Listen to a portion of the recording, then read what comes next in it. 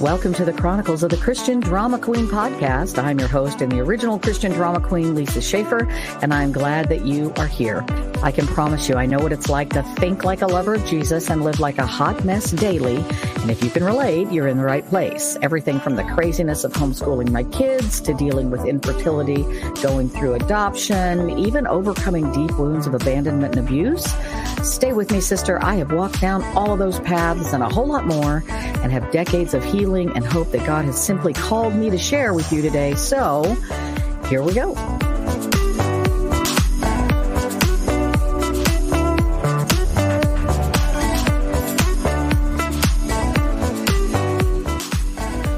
And here we go indeed. Hey guys, how you doing? It's been a few weeks since I've been able to do a recording when I've been able to do a podcast, and man, have I missed it. Between technical problems and not getting the sound dampening done in my office or my studio, what we call our studio, it has just been one of those crazy times. And I own more than one business, so sometimes I have to spend a little time with one of the other businesses and get that thing going.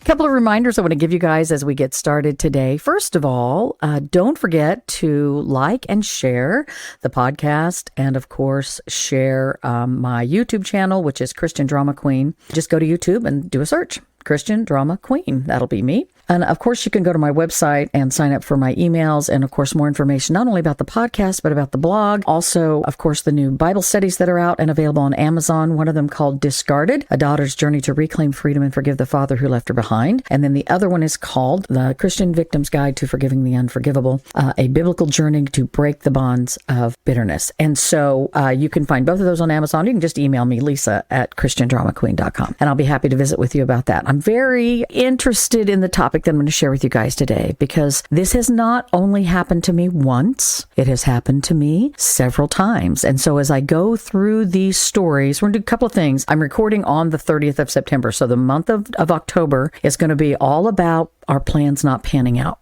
And then come November, I think we're going to do a whole month about homeschoolers. I think I'm going to start sharing some of the things that have happened to me over the years as a homeschool parent. I homeschooled for 25 years. I have 3 adult children who have graduated, and I've got years of experience in things that happened to us. And also just some ideas that I think new homeschool parents really need to hear and really need to know. Today, what I want us to talk about is when things don't go according to plan. Several years ago, I had 2 babies at home. I was in the middle of recording an album. I was actually working with a studio there in Wichita, Kansas. For a while, I'd been working with him. And I was also working part-time as an announcer for a local radio station, Christian radio station. I love that work, by the way. I think that's probably one of the reasons why I keep migrating back to either videos on Facebook or doing audios through podcasting or whatever, as radio is one of those things that, man, it's like it's in your blood. I don't have a problem visiting and talking to people on the air. I don't have a problem talking to groups. I think that's a gift,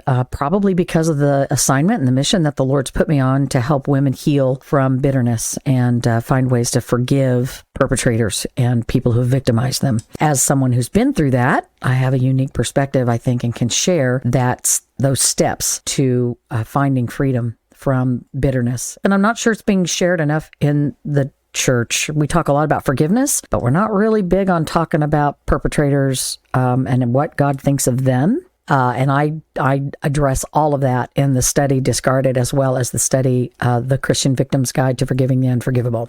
Back to what I was saying. Many years ago, I was in the middle of recording an album. And for those of you who don't know, I've been singing since I was 3. I love it. I love being on stage. I just know I don't sound the same in the shower as I do when I perform. And God's used it. I've made money with this voice. I have sung at weddings and at funerals and different ceremonies.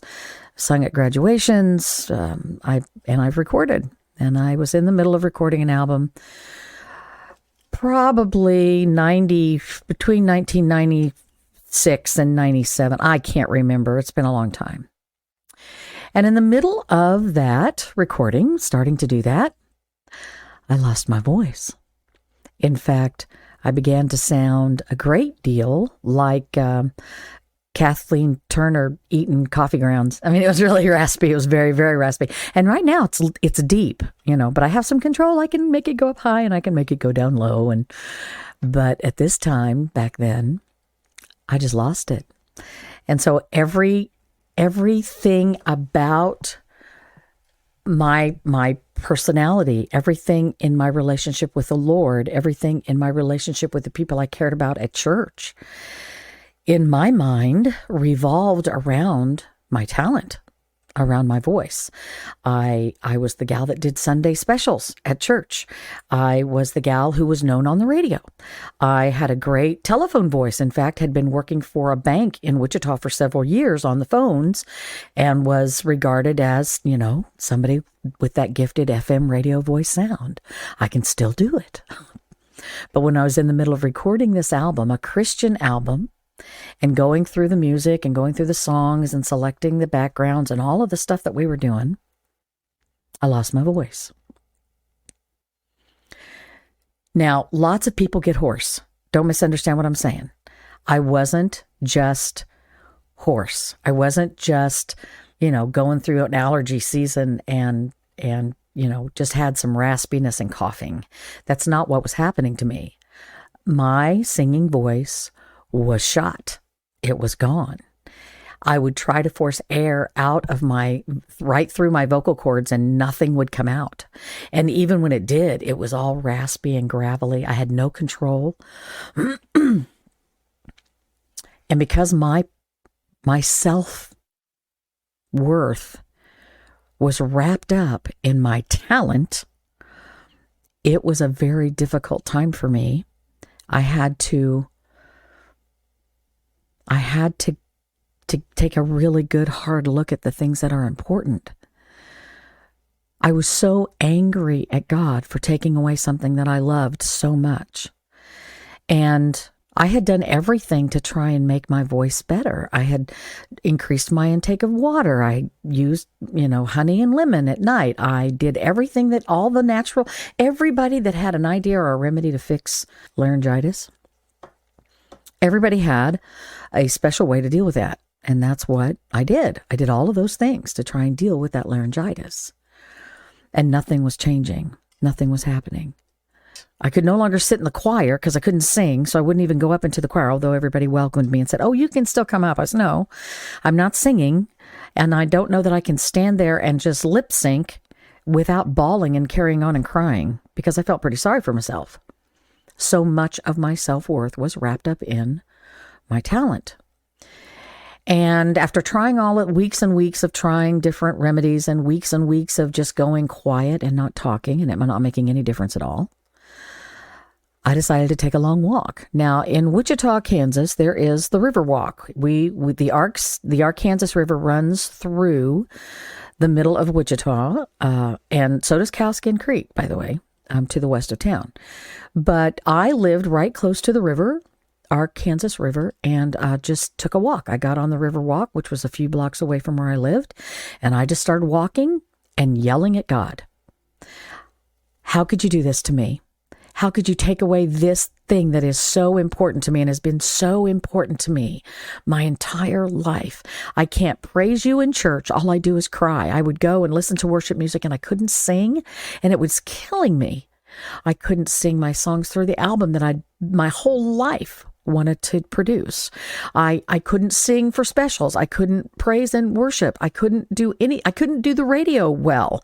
Now my boss never asked me to quit my job or anything like that, but it was obvious I wasn't sounding well. I wasn't doing well, and I couldn't record commercials, which was something else I loved to produce. So it was me and the Lord, and I'm walking and I'm yelling and I'm mad and I'm feeling very, very far from him, and I'm not understanding. I'm spending a great deal of time with him, not understanding why he would take something away from me that was so incredibly important to me. He's supposed to love me. He's supposed to give me the desires of my heart. He says so in his word that he's going to give me the desires of my heart. Then I got quiet and I just cried and cried and walked and cried and walked. And he reminded me of a couple of different things. First of all, the passages in Job, toward the end of the book of Job, where God says, "Did I not create the ear and the eye and the head and the mouth? Am I not the one in charge? Am I not the one who can control all things?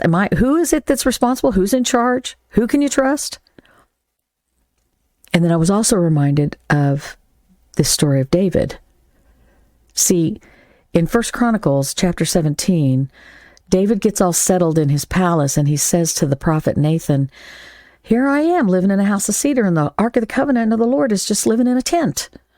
And Nathan replied, "Hey, whatever you have in mind, you just go ahead and do it. God's with you." But that night the word of the Lord came to Nathan, saying, "You need to go and tell my servant David, this is what the Lord says. You're not the one to build me a house to dwell in. I've not dwelt in a house from the day I brought Israel up out of Egypt to this day. I have moved from one tent site to another, from one dwelling place to another." In fact, saying I'm used to it.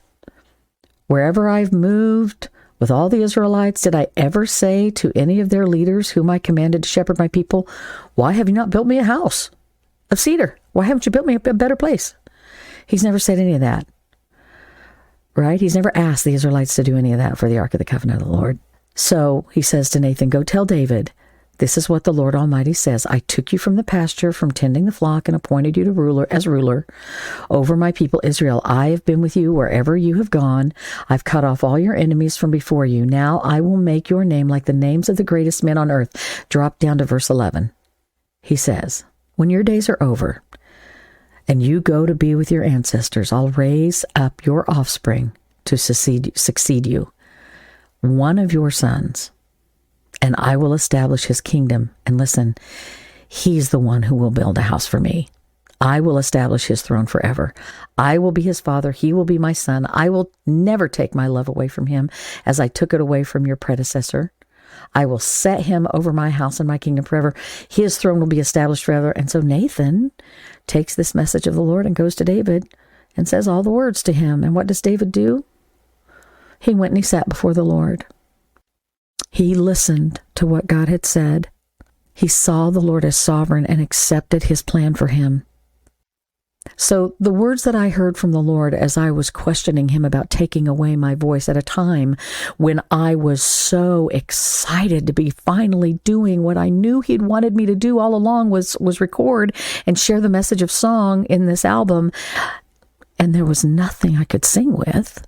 He said to me, "If you never get your voice back, can you still love me?" And I had to admit, I wasn't sure. I wasn't sure if I could still love him, if I could never sing again. So I spent the next 20 minutes walking around the Riverwalk in Wichita, yelling at him and praying and crying out and coming to the conclusion that the most important thing is him and his plans for me. And if it never included me singing again, would I still be able to love him? Listen, sister, until you can get to the place where you can decide that his plans are best and you'll still love him regardless of what he gives back to you or what desires of your heart that he gives you. Because listen, we make our plans. He directs our steps. So what if the timing's not right? Or what if the plan you think you have is smaller than the one he's got for you? Look at the bigger plan he had for the line of David, recorded as an ancestor to our Jesus. He had a bigger plan than for David to just be known for building a big house of cedar to house the Ark of the Covenant. He had a bigger thing going on. And he has to tell that to David. And David has to sit still before the Lord and say, "You know what? You're right. I make my plans. You direct my steps." And I had to say, "Yes, Lord, I will still love you, even if I don't get my way. Even if my plans don't pan out. Even if whatever it is you have for me does not include any of the things that I think I have planned for myself. I will still love you. And forgive me for doubting that you have a better plan for me than I could ever imagine for myself." Well, as you can tell, I've got my voice back. And what happened just a few weeks after I finally resolved my little conflict with the Lord was that someone recommended a vocal therapist, and she was able to find some stuff going on with my voice that I had not planned on, didn't know about. I had nodules on my vocal cords, and she had to show me how to get rid of them, which was amazing and fantastic, and I did get rid of them. And so here I am, able today to talk to you guys and to be a part of this. amazing Chronicles of the Christian Drama Queen podcast. Thanks for being with me today, guys. Don't forget to go to all of those places where I'm at. I'm on iTunes podcast. I'm on Spotify. I'm all of this. But I need ratings and I need reviews and I need for you to share me with other people, especially if this message has touched your heart or you know it would touch the heart of someone else. Please make sure you share me. And don't forget to visit my website, ChristianDramaQueen.com. And if you want to find out more about the program that I do, the mentoring program, it's called Freedom Facilitation. And I go ahead and I just facilitate the steps of freedom for people that are in bondage to bitterness. You can go to freedom.christiandramaqueen.com. Oh, heavens, you guys. I can't wait to share more with you and see you. And listen, I love you.